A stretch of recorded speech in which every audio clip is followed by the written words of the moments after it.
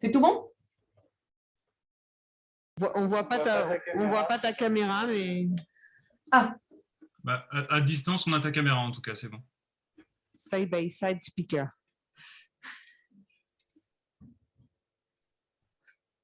Pourquoi c'est quelqu'un d'autre? C'est quelqu'un d'autre.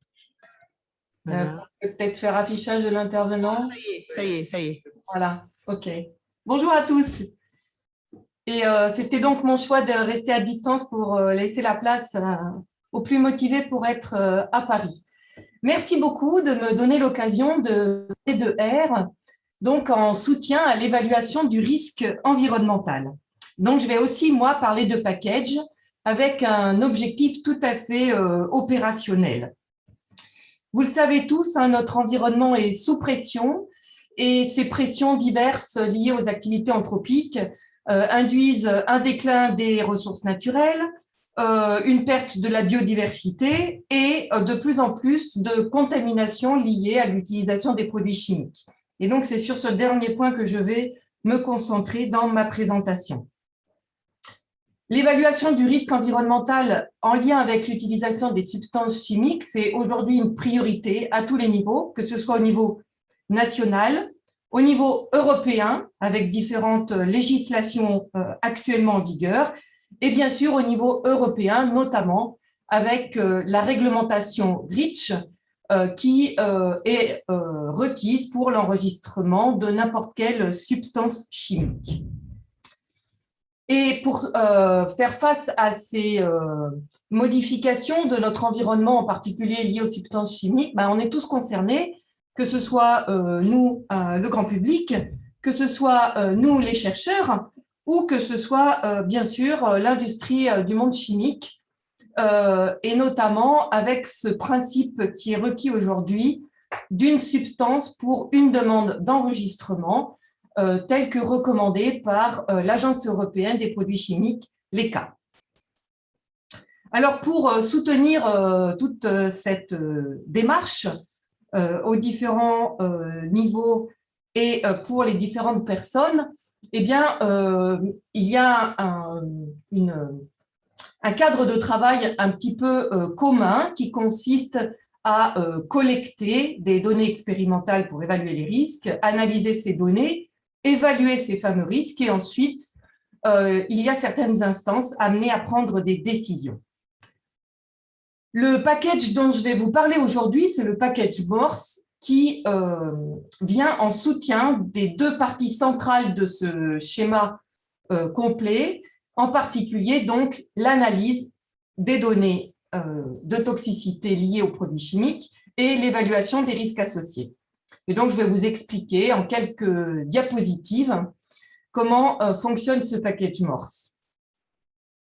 Alors, nous en sommes actuellement à la version 3.3.1 qui date de février de cette année. Le package lui-même n'est pas du tout nouveau il a été publié dans sa première version en 2014. Mais donc, au fur et à mesure du temps, bien sûr, on a pu proposer différentes améliorations et nous associer à de plus en plus de collaborateurs. Alors, je suis désolée, c'est la version 3.3.1, mais ce que vous voyez là n'est pas tout à fait à jour. Alors, pour illustrer les fonctionnalités de base de ce package et comment il peut soutenir l'analyse des données de toxicité et l'évaluation du risque en général, je vais m'appuyer sur un exemple de données standards telles qu'elles sont analysées par les instances de décision, telles qu'elles sont fournies par les compagnies, les industries de la chimie. Donc, c'est des données qui vont concerner un organisme phare de l'écotoxicologie qu'on appelle la DAFNI, qui sert notamment à la nourriture des poissons. Hein. Le tétramine, pour ne pas citer de marque, inclut ce genre d'organisme à l'intérieur. Et donc, on va s'intéresser ici à des données pour lesquelles on a étudié l'impact d'un contaminant sur la reproduction et la survie de cet organisme, en l'exposant au laboratoire à une gamme de concentration pendant une durée de 21 jours. Et donc, au cours du temps, à ces différentes concentrations, on a mesuré un nombre de produits de la reproduction et un nombre de survivants. Donc, c'est des données qui sont incluses à titre d'exemple directement dans le package, auquel on peut faire appel avec les lignes de code que vous connaissez tous. Pour les besoins d'analyse avec le package, on a besoin de travailler légèrement le tableau de données, de fabriquer donc un data frame en bonne et due forme pour le package Morse, soit pour les données de survie, soit pour les données de reproduction. Typiquement, on va ajouter quelques colonnes d'intérêt pour la modélisation de l'effet du contaminant qui est sous-jacente et conduite automatiquement avec le package. Une fois ces tableaux de données formatés pour le package, on peut facilement visualiser les données brutes telles qu'elles ont été soit saisies par l'utilisateur, soit proposées dans un fichier de données exemple. Et donc, on voit par exemple ici, en haut, le nombre de survivants au cours du temps pour les différentes concentrations qui ont été expérimentées et dessous, les données de reproduction. Donc, évidemment, conformément à ce à quoi on est en droit de s'attendre, des données de survie vont décroître au cours du temps et de manière plus importante lorsque la concentration va augmenter, tandis que les données de reproduction, à partir du moment où les organismes vont être capables de se reproduire au jour 7, on va avoir une augmentation de ce nombre de produits de la reproduction, mais de façon de moins en moins importante lorsque la concentration augmente.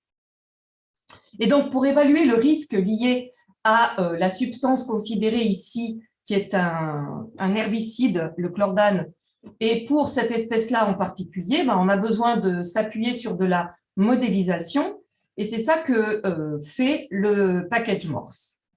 Donc, le package Morse, il propose d'analyser les données, d'abord en considérant, par exemple, les données de survie, telles qu'elles sont obtenues à la fin de l'expérience par ce que l'on appelle une analyse dose-réponse, qui va donc relier la probabilité de survie au dernier jour de l'expérience, ici 21 jours, en fonction de la concentration.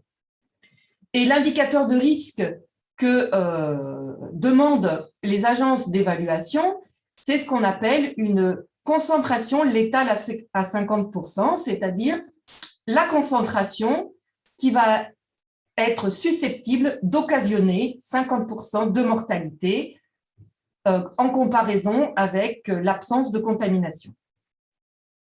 Et donc, le package Morse modélise automatiquement les données par un appel à cette fonction.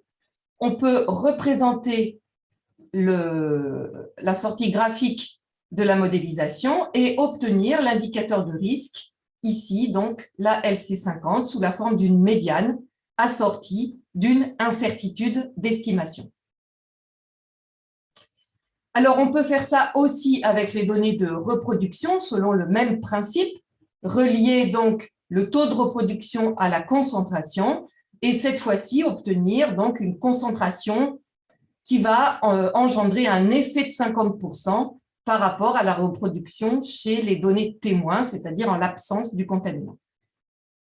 Donc ça, c'est des indicateurs que vont utiliser les agences de décision pour autoriser ou pas une substance en fonction de différentes combinaisons, espèces, composés chimiques. Et donc, ce qui est systématiquement associé aux sorties de ce package, c'est la quantification de l'incertitude qui est facilitée ici avec le cadre inférentiel bayésien qui est sous-jacent à ce package. Alors, évidemment, quand on veut faire de l'évaluation du risque d'un point de vue plus réaliste sur le plan environnemental, ce qui va nous intéresser, c'est pas seulement de regarder une réponse en fonction d'une concentration, mais de prendre en compte aussi les mesures telles qu'elles ont été faites, c'est-à-dire au cours du temps. Et donc là, ça nécessite de s'orienter vers de la modélisation plus complexe qu'on appelle de la modélisation toxicocinétique et toxicodynamique, qui va donc fournir une probabilité de survie, mais selon deux dimensions que sont le temps et la concentration d'exposition. Et donc, le package Morse est capable de proposer aussi cette modélisation avancée pour traiter notamment les données de survie. Donc, vous avez ici une représentation de ce type de modélisation où vous voyez les points noirs qui correspondent aux données mesurées au cours du temps pour les différentes concentrations, celles qu'on a vues en introduction de cette présentation, et l'ajustement du modèle à ces données à la fois en temps et en concentration. Alors, pourquoi cette nouvelle approche de modélisation est particulièrement d'intérêt en évaluation du risque aujourd'hui et devrait faire l'objet d'une nouvelle réglementation dans les prochains mois? C'est que elle permet notamment de s'affranchir en fait de la durée de l'expérience et de fournir un indicateur de risque, quel que soit le niveau de risque souhaité et quelle que soit la durée d'exposition. Autrement dit, on peut toujours calculer l'indicateur de risque classique, donc la concentration létale à 50%, mais cette fois-ci, c'est une valeur qui est prédite à partir du modèle et non plus estimée comme un paramètre du modèle. Et ça nous autorise à proposer n'importe quelle prédiction pour n'importe quel pourcentage de risque et pour n'importe quelle durée d'exposition. Donc, c'est particulièrement intéressant pour les agences de régulation qui doivent prendre des décisions de façon plus robuste que tel que c'est fait actuellement. Et puis, un autre avantage de cette modélisation, ça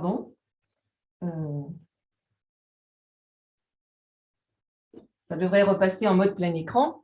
Un autre avantage de cette modélisation en temps et en concentration, c'est qu'elle permet aussi de faire des prédictions d'un effet sur la survie des organismes lorsqu'ils sont exposés non plus à des concentrations constantes au cours du temps, mais qui sont susceptibles de varier dans le temps, tel que ce que l'on observe, par exemple, dans les pratiques d'agriculture, lors des expositions aux champs.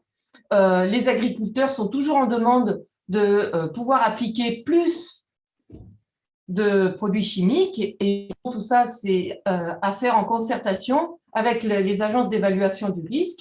Et donc, il y a besoin de faire des prédictions selon différents scénarios pour lesquels on ne peut pas faire toutes les expériences parce que ça serait trop de travail et trop d'argent à investir.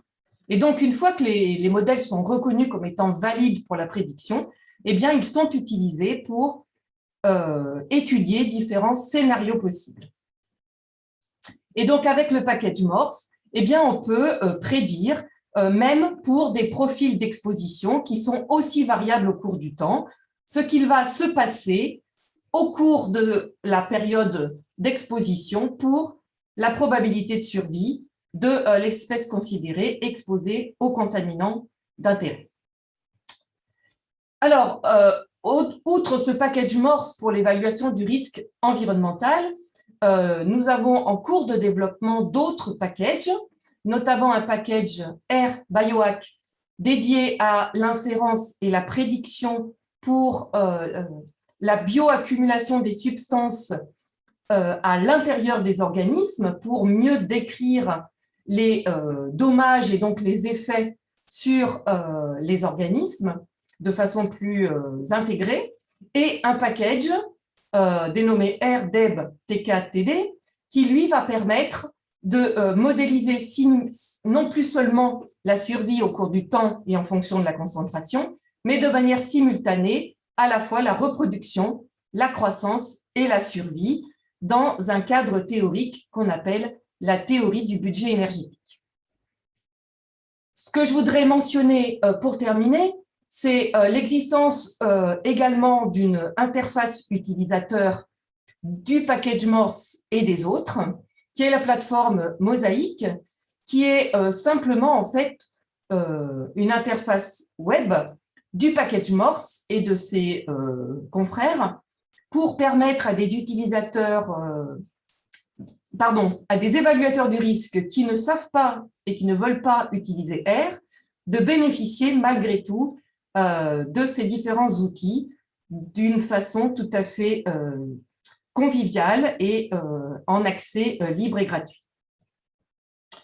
Nous sommes soutenus par des instances réglementaires à l'échelle européenne, telles que l'Autorité européenne de sécurité alimentaire, l'EFSA, et aussi par l'OCDE, donc l'Organisation pour la coopération et le développement économique, qui met en place notamment les standards pour l'acquisition des données expérimentales. Voilà, je vous remercie de votre attention et j'espère n'avoir pas trop débordé sur mon temps de parole.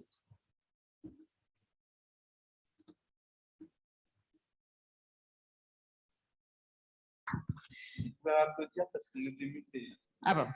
Alors,